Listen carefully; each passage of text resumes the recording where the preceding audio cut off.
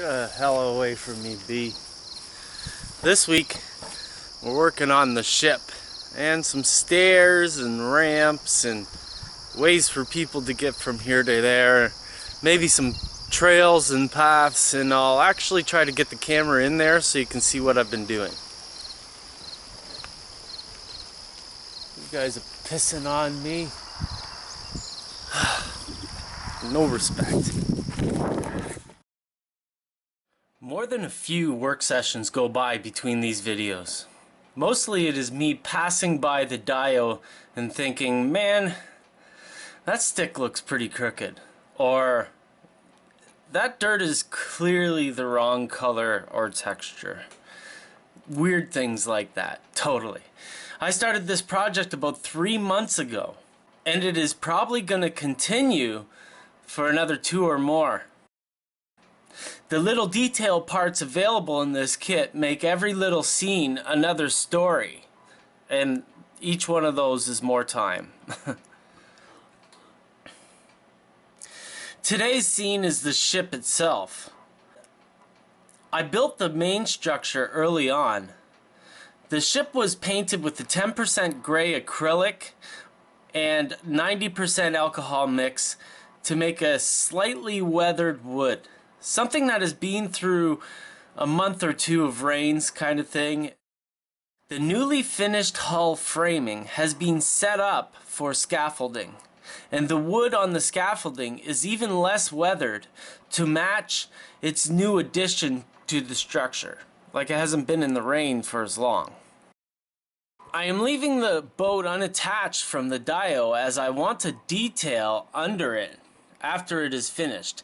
The weeds I want to add to the footings of the ship need to be in the cuddly places to look like my reference photos from Port Stanley, a local boaty kind of place. But don't swim there, it's got a killer undertow.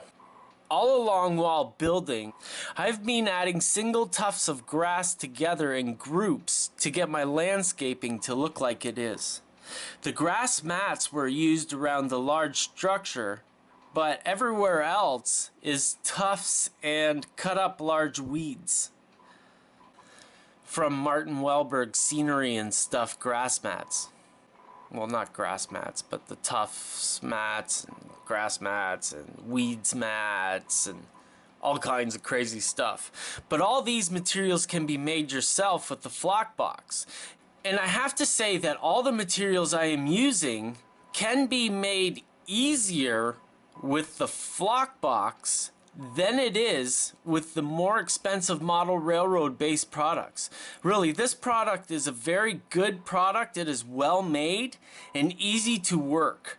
I'm going to purchase a variety of static grasses and colored fine foam to make my own grass pads. I'm almost out of Martin's fine products and need to learn this craft for myself. Oh yeah, and I built a fence and I glued it right to the grass mat. Like a crazy man. Thanks for watching another video, guys, and talk to you next time. And I'll talk at you later. Today's video is brought to you by Helicon Focus.